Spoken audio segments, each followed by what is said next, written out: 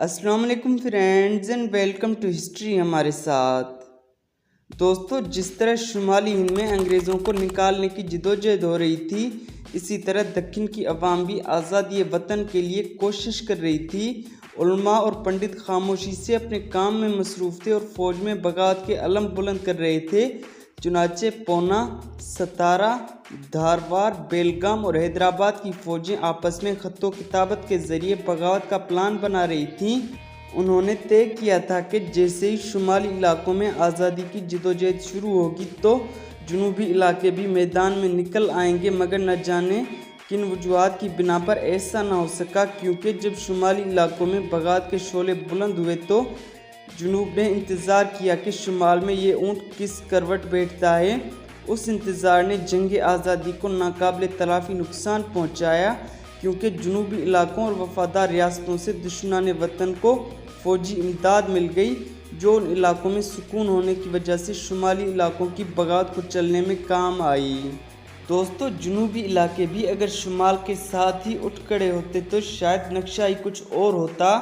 दूसरी खराबी ये हुई कि मुकर्ररा तारीख यानी 10 अगस्त से पहले ही 31 जुलाई को कोल्हापुर में बगावत फूट पड़ी, और जिस तरह मेरठ की कबल वक्त बगावत ने जंग आज़ादी को कामयाबी से दूर कर दिया, इसी तरह जुनूब की कबल वक्त बगावत ने इंतशार और बदनज़मी पैदा कर दी और दुश्मनान वतन ने नहायत आसानी के साथ इस बगावत को कुचल दिया।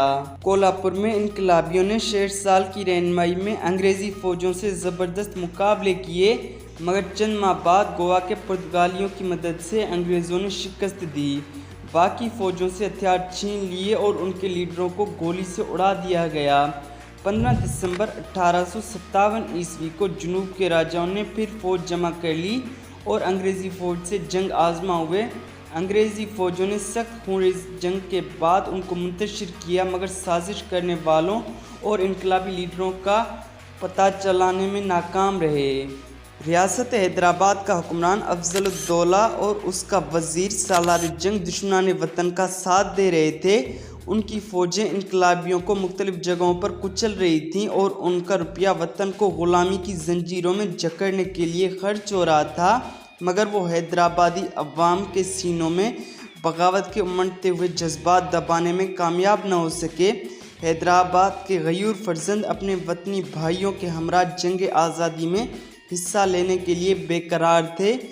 12 जून को मशहूर उलमा के दस्तखतों से ऐलानात शाया हुए, मस्जिदों में जलसे होने लगे, मक्का मस्जिद और चार मीनार पर इश्तिहारात चस्पा किए गए। उनमें से एक में लिखा था, बीच रमज़ानुल मुबारक के दिल्ली पर तलवार चली और सिवाय इसके 10 जाए हथियार चला, मगर अभी तक रियासत में जुनूब की ढील है। इसका क्या सबब है? इससे मालूम हुआ कि दिल्ली का तख्त आबाद होना रियासत वालों को मंजूर नहीं, मगर लाजिम यह है कि साथ जल्दी तमाम के ज़मींदारानों, काजियान वगैरह हुक्म जिहाद का देना मुनासिब है, नहीं तो बरस या 2 बरस में अफजलुद्दौला बहादुर को और सालार जंग को सड़क की मिट्टी ढोना लगेगा। इस पर भी जिहाद का हुक्म ना करेंगे तो तुम्हारी नवाबी पर लानत है और दीवान के हसब नसब पर तलाक। इसी तरह के एक और इश्तिहार के अल्फाज ये हैं, क्यों तामुल और ढील कर रहे हो, ये वक्त फुर्सत का है, ऐसा वक्त कभी मुयस्सर नहीं होगा, और क्यों गाफिल हो तुम लोग, देखो अफसोस करोगे। बतारीख 25 शव्वाल 1273 हिजरी बरोज़ जुम्मा को जमा होकर तुम गलबा ऊपर से करो, उधर से हम गलबा करते हैं। दोस्तों, उन सरगर्मियों का नतीजा ये हुआ कि रियासत की अवाम बगावत पर आमादा हो गई। चुनाचे सबसे पहले औरंगाबाद के इनकलाबी मैदान में आए। यहाँ तोप खाने का एक सिपाही और एक प्यादा रेजिमेंट का आदमी पेश थे और सिपाहियों को बगावत की तरगीब दे रहे थे। चुनाचे तमाम सिपाही आमादा बगावत हो गए।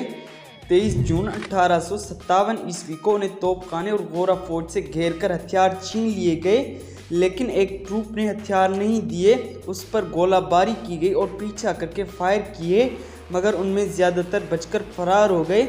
और कुछ लोग जब हैदराबाद गए तो सालार जंग ने गिरफ्तार करके अंग्रेज़ों के हवाले कर दिया।